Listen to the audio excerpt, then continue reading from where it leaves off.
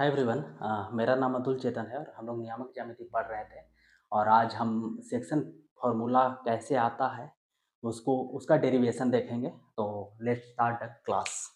ध्यान दीजिएगा।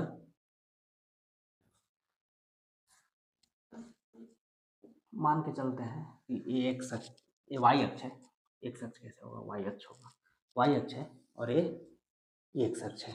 ठीक है, वाई अक्ष एक अक्ष है जहाँ पे मिलेगा इसको मूल बिंदु कहते हैं। ठीक है, अब गौर कीजिएगा कि यहाँ पर कोई पॉइंट है। इस पॉइंट का निर्देशांक है, इस पॉइंट का जो निर्देशांक है वो है x1 और y1। x1 और y1, x1 y1 का मतलब क्या है कि x में कितना दूरी, x1 दूरी, और y में कितना दूरी, y1 दूरी। ठीक है, और यहाँ पर कोई पॉइंट है जिसका निर्देशांक है x2 और y2। x2 और y2, x2 y2 का मतलब क्या है? यहाँ से लेकर यहाँ तक x में कितना दूरी, x2 दूरी, और y में कितना दूरी, y2 दूरी। ठीक है, समझ में आ रहा होगा। हम यहाँ पे एक पॉइंट लेते हैं, बीच में नहीं, कहीं भी एक पॉइंट लेते हैं जिसका निर्देशांक xy लेते हैं। क्या लेते हैं? xy। इस तरह से लेते हैं, ये जो पॉइंट है इसको m अनुपात n में बांटता है। जैसे पिछला क्लास में आप देखे होंगे कि वो जो xy पॉइंट था वो 1:2 में बांट रहा था। यहाँ पे a लिए थे, यहाँ पे 2a लिए थे, और क्या किए थे? त्रिभुज को सिमिलर प्रूफ किए थे, और त्रिभुज को सिमिलर प्रूफ करने के बाद x और y का वैल्यू निकाल रहे थे। तो सेम यहाँ पे हमको x और y का वैल्यू निकालना है कि ये जो पॉइंट है, ठीक है ना, पॉइंट का लोकेशन क्या होगा, एग्जैक्टली क्या होगा। ठीक है, तो हम इसी को निकालने का कोशिश करते हैं। तो सबसे पहले क्या करेंगे, एक्स पे इसको परपेंडिकुलर डालेंगे। परपेंडिकुलर मतलब एक्स पे लंब खींचेंगे। उसी तरह से यहाँ से वाई पे भी लंब खींचेंगे। ठीक है, तो यहाँ से लेकर यहाँ तक का दूरी कितना होगा? x1 होगा, क्योंकि x निर्देशांक कितना है? x1। ठीक है, और उसी तरह से यहाँ तक का दूरी कितना होगा? y1 होगा। ठीक है, ये आपको पता चल रहा है। ये दूरी x1 होगा, ये दूरी y1 होगा। ठीक, उसी तरह से यहाँ xy है, तो यहाँ भी क्या करेंगे, हम x पे एक लंब खींचते हैं। लंब खींचेंगे तो यहाँ से लेकर यहाँ तक का दूरी x हो जाएगा। देखिएगा, यहाँ से यहाँ तक का दूरी कितना हो जाएगा? x हो जाएगा। अति सुंदर। ठीक है, उसी तरह से यहाँ तक का दूरी कितना हो जाएगा? y हो जाएगा। यहाँ से यहाँ तक का दूरी कितना हो जाएगा? y हो जाएगा। ध्यान दीजिएगा, यहाँ से लेकर यहाँ तक का दूरी कितना होगा? y होगा। ठीक है ना, यहाँ तक का दूरी कितना हो जाएगा? y हो जाएगा।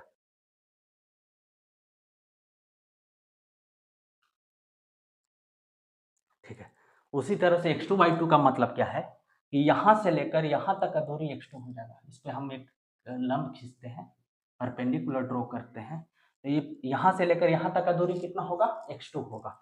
यहाँ से यहाँ तक का दूरी कितना होगा? x2 होगा। तो x2 यहाँ से लेकर यहाँ तक का दूरी है, क्योंकि हर दूरी, जो भी दूरी हम मेजर करते हैं, मेनली कहाँ से मेजर करते हैं? मूल बिंदु से ही मेजर करते हैं। और यहाँ हम मूल बिंदु के सापेक्ष में देखना चाहते हैं कि ये पॉइंट कितना दूरी पे है। ठीक है, तो यहाँ से यहाँ तक x2 हो गया, और ये कितना हो जाएगा? y2 हो जाएगा। कितना हो जाएगा? y2 हो जाएगा।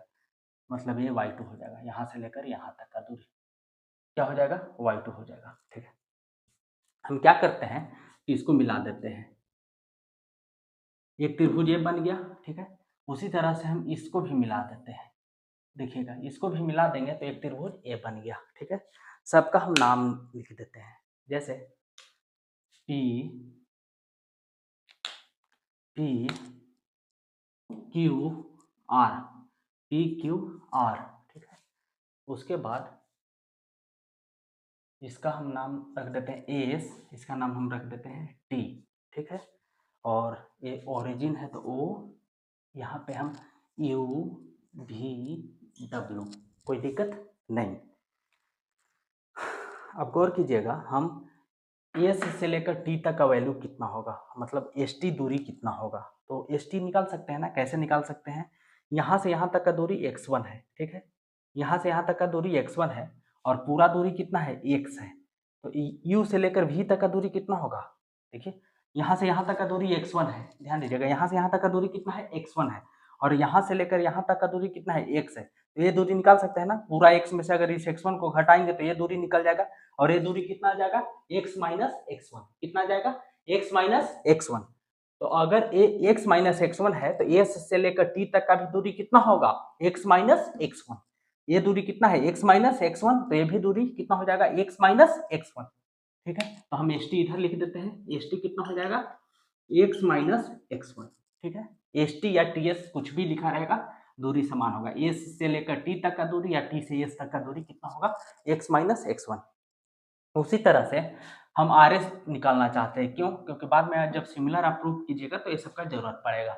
आर एस कितना होगा, ध्यान दीजिएगा, ये y1 है, कितना है y1, तो ये भी कितना होगा, यहाँ से यहाँ तक y1 होगा। ये y1 है तो ये कितना होगा, y1 होगा। y1 है कितना होगा, y1 होगा। पूरा कितना है, y है। पूरा y में से अगर हम इस y1 को घटा देंगे तो ये वाला बच जाएगा ना, ये दूरी आ जाएगा ना। ये y1 है तो ये y1 होगा। पूरा y में से इस y1 को घटा देंगे तो ये दूरी मिल जाएगा। ये दूरी कितना हो जाएगा, y माइनस y1। पूरा y में से हम y1 को घटा देंगे, पूरा y में से y1 को घटा देंगे तो ये दूरी मिल जाएगा। अब ये कितना है, आर एस कितना हो जाएगा, y minus y1। Are S कितना हो जाएगा, y माइनस y1। ठीक है, उसी तरह से यार है। ठीक है, हम क्यू आर निकालने का कोशिश करते हैं। देखिए, आर से लेकर एस तक या एस से लेकर आर तक दोनों दूरी समान है। हम आर क्यू या क्यू आर निकालने का कोशिश करते हैं, क्यू आर। तो क्यू आर कितना हो गया, क्यू आर मतलब ये वाला दूरी। ये वाला दूरी कैसे निकलेगा, पूरा एक्स है, यहाँ से यहाँ तक एक्स है, और यहाँ से यहाँ तक कितना है, x2 है। देखिएगा, यहाँ से यहाँ तक कितना है, x2 है। x2 में अगर हम इस x को घटा देंगे, पूरा x2 में से x को घटा देंगे तो ये वाला दूरी आ जाएगा। पूरा x2 में से अगर हम x को घटा देंगे, पूरा x2 में से x को घटा देंगे तो ये दूरी आ जाएगा। और ये दूरी कितना आ जाएगा, x2 minus x, x2 minus x। अगर ये x2 माइनस x है तो ये वाला दूरी कितना आ जाएगा, x2 minus x, x2 minus x। तो क्यू आर लिख सकते हैं x2 minus x, Q R लिख सकते हैं x2 माइनस x। उसी तरह से PQ कितना होगा, PQ, PQ के मतलब देखिए, PQ का मतलब अगर पूरा इस दूरी में से अगर हम ये वाला दूरी घटा देंगे तो हमको PQ मिल जाएगा। लेकिन ये दूरी आएगा कहाँ से, ये दूरी और ये दूरी बराबर है, और ये दूरी है कितने के बराबर, y के बराबर। देखिए, यहाँ से यहाँ तक का दूरी कितना है, y, यहाँ से यहाँ तक का दूरी कितना है, y। देखिए, क्योंकि x y है, यहाँ से यहाँ तक x है और ये कितना है, y। तो ये y है तो ये वाला दूरी कितना होगा, y। देखिए, ये y है तो ये वाला दूरी कितना होगा, y। और पूरा दूरी कितना है, y2। पूरा y2 में से अगर ये y को घटा देंगे, पूरा y2 में से अगर हम इस y को घटा देंगे तो यहाँ से यहाँ तक का दूरी मिल जाएगा ना।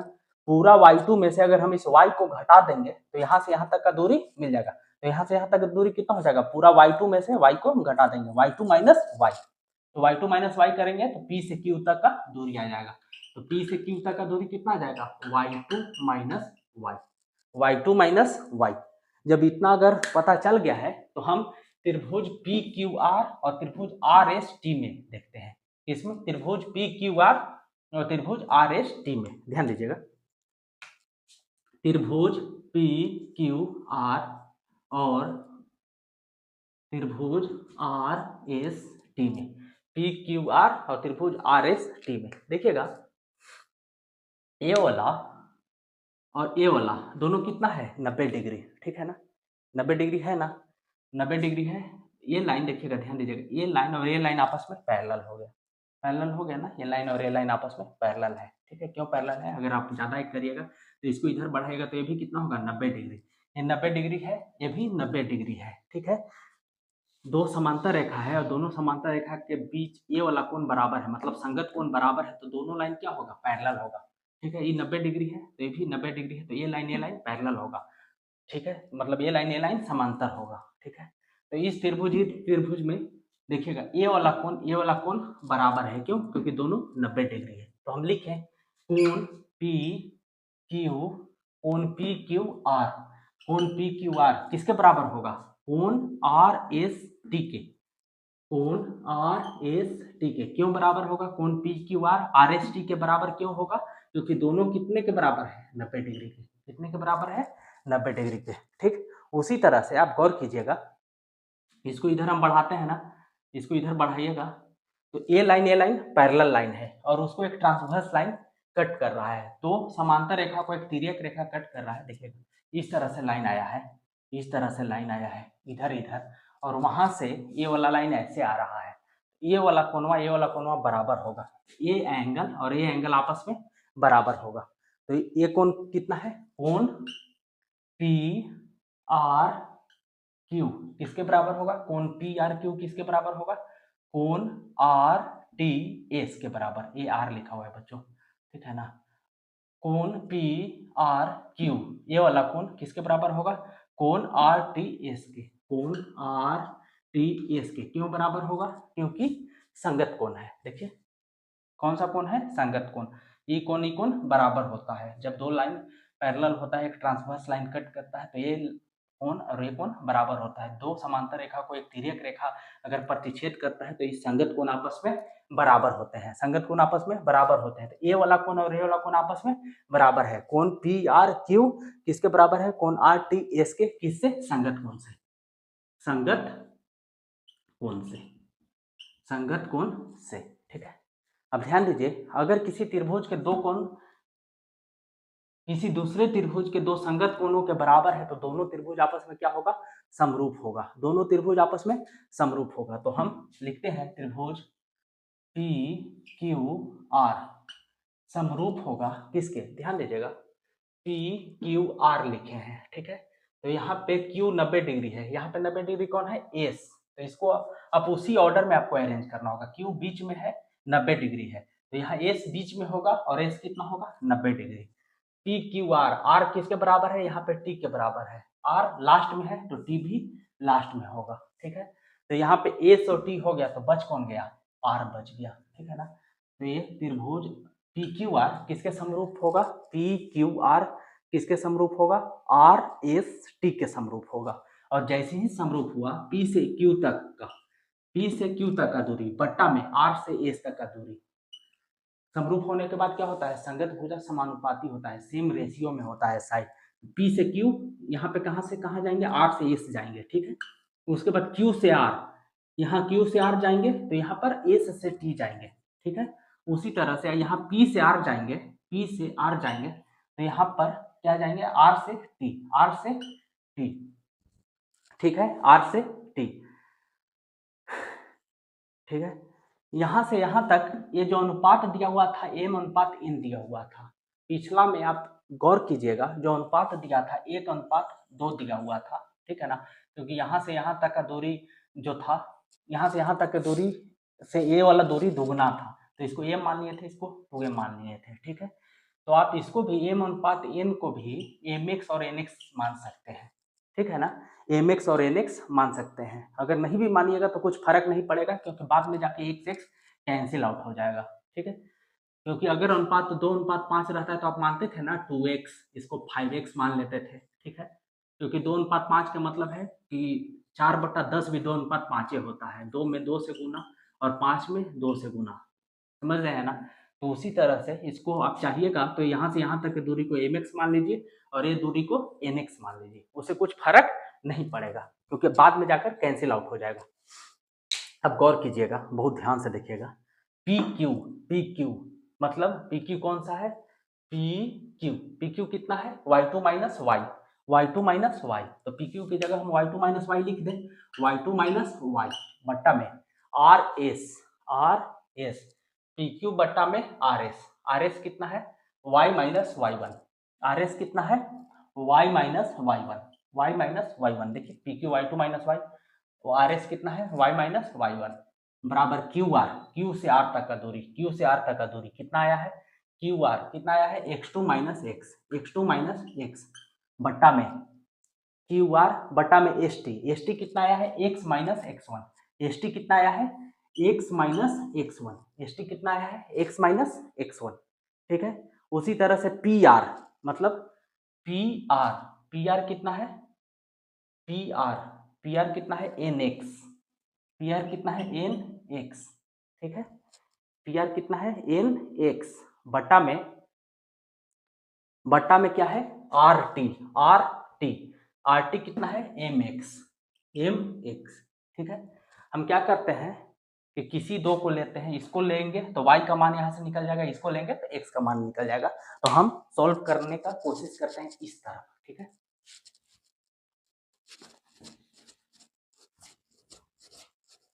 आप गौर कीजिएगा, वहां पे लिखा हुआ है, क्या लिखा हुआ है, y2 माइनस वाई बटा में y माइनस y1 ये बराबर है nx बटा mx के। तो यहाँ x से x कैंसिल आउट हो जाएगा ना, n बटा m लिख दे, डायरेक्ट हम लिख देते हैं यहाँ पे n बटा m, क्योंकि x से x यहाँ पे कैंसिल हो जाएगा। अब हम तिरछा तिरछी गुना करते हैं, ठीक है। m में y2 से गुना करिएगा तो my2 माइनस my बराबर n में y से गुना करिएगा तो ny माइनस ny1, ठीक है। माइनस ny1 को इधर लाइए तो ये कितना हो जाएगा, my2 plus ny1, minus my को उस तरफ ले जाइए तो क्या हो जाएगा, my प्लस में हो जाएगा प्लस ny, ठीक है। यहाँ पे ध्यान से देखिएगा, इसको ऐसे भी लिख सकते हैं, my प्लस ny किसके बराबर होगा, my2 प्लस ny1 के बराबर होगा। यहाँ से y कॉमन ले लेंगे तो यहाँ पर क्या बचेगा, m प्लस n, यहाँ पर क्या आ जाएगा, my2 प्लस ny1, तो यहाँ से y किसके बराबर हो जाएगा, my2 प्लस ny1 बटा में m प्लस n, y बराबर क्या आ गया, y का मान कितना आ गया, my2 मतलब my2 बटा ny1 divided by m plus n। अब देख रहे हैं ना कि x x कैंसिल हो जा रहा है, तो इसको नहीं भी लिखिएगा ना तो कोई दिक्कत नहीं है, समझ आया ना, क्योंकि अगर आप नहीं भी लिखिएगा तो कोई फर्क नहीं पड़ेगा, ठीक है। तो y का मान क्या आ गया, my2, m में y2 से गुना करना है, n में y1 से गुना करना है, बट्टा में m प्लस n, किसका मान आ गया, y का। उसी तरह से इसको अगर आप इक्वल कर दीजिएगा क्योंकि तीनों बराबर है, तो ये और ये भी आपस में बराबर होगा, x2 माइनस एक्स बटा में x माइनस x1 किसके बराबर होगा, n बटा m के बराबर होगा। तो उसको हम बराबर करके देखते हैं, x2 minus x divided by x minus x1 किसके बराबर होगा, n बटा m के बराबर होगा, n बटा m के बराबर होगा, ठीक है। तो फिर से आप गुना कर दीजिए, m में x2 से गुना करिएगा तो mx2 माइनस m में x से करिएगा तो mx, n में x से करिएगा तो nx, और n में x1 से करिएगा तो माइनस nx1, एक तरफ ले जाइए, माइनस mx को उधर ले जाइएगा, nx1 को इधर ले आइए, mx2 प्लस nx1 इधर आ गया, बटा में nx प्लस mx, ठीक है, कोई दिक्कत, इसको इधर लिख दीजिए, तो nx प्लस mx लिखिए या mx प्लस nx लिखिए, कोई दिक्कत नहीं। इधर क्या लिखेंगे, mx2 प्लस nx1, ठीक है। यहाँ से x कॉमन ले लेंगे तो क्या बचेगा, m प्लस n, यहाँ से यहाँ पर क्या बचा है, mx2 प्लस nx1, यहाँ से x बराबर क्या आ जाएगा, mx2 प्लस nx1 बट्टा में m प्लस n, ठीक है। तो x का वैल्यू क्या आ गया, mx2 प्लस nx1, x का वैल्यू क्या आ गया, mx2 plus nx1 divided by m plus n, divided by m plus n। तो यही था सेक्शन फॉर्मूला, ठीक है, जिसमें जो पॉइंट था x और y किस रेशियो में बांट रहा था, किस अनुपात में बांट रहा था, m अनुपात n में बांट रहा था। तो x का वैल्यू क्या आ गया, mx2 प्लस nx1 बटा m प्लस n, और y बराबर क्या आ गया, my2 बटा ny1 बटा में m प्लस n, ठीक है। तो अब हम मिलते हैं अगले वीडियो में, और इसका कुछ बेसिक्स और बताएंगे, और इस पे जो भी इम्पोर्टेंट क्वेश्चन है उस इम्पोर्टेंट क्वेश्चन को कराएंगे। धन्यवाद।